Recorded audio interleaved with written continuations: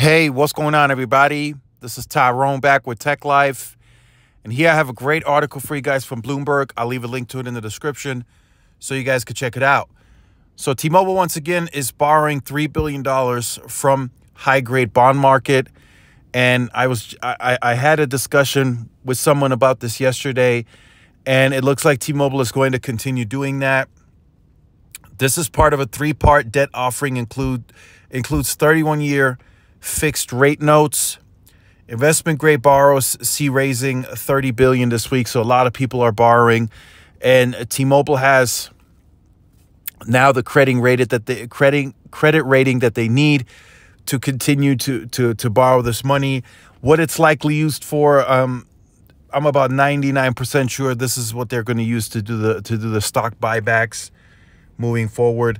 The company is taking advantage of robust demand for long-dated bonds on bets that central banks will soon reduce interest rates, and that's very, very much a possibility that those rates could be reduced. At least that's what's anticipated, and other companies are borrowing too, as you can see. Borrowers see raising $30 billion. So T-Mobile continues taking from the debt market, and I think they will do so moving forward. If they ever are interested in making an even bigger acquisition once again, they're going to do so with using the debt market. I'm told they can borrow a lot of money from there if they need to.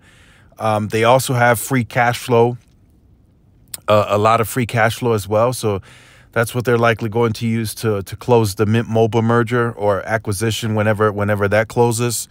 So they got money as they need it.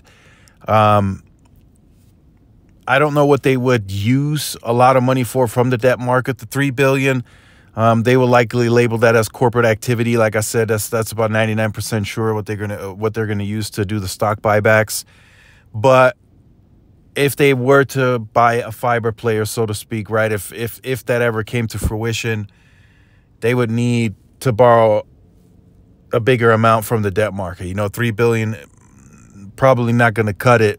They're probably going to have to borrow about $20-30 billion, and they have the investment grade to do so. I was in the conversation last night.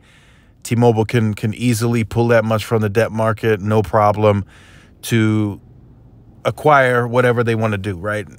Not saying that that'll happen, but if it does ever come a possibility, T-Mobile has the debt market to borrow that money if they need it. And maybe a future Spectrum auction. But for the Spectrum auctions, they have enough free cash flow to make that happen. They're pulling in, I know we don't have official guidance yet, but they gave like a teaser on one of the earnings calls last year.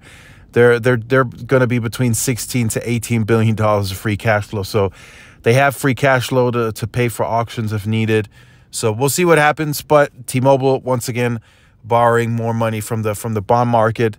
And like I said, I think they will continue to do so as long as the rates go down. And as you can see, it's a 31-year fixed rate, so that rate never changes. So we'll see what happens, but just wanted to share with you guys, T-Mobile borrowed $3 billion. Could also go to a little bit of an increase of CapEx for year 2024. That's also a possibility. So stay tuned for January 25th. That's when T-Mobile reports full year guidance and gives us a guidance for 2024. So make sure you guys stay tuned. If you're new to the channel, like, share, subscribe, follow my social media outlets. This is Tyrone with Tech Life. See y'all in the next one. Peace.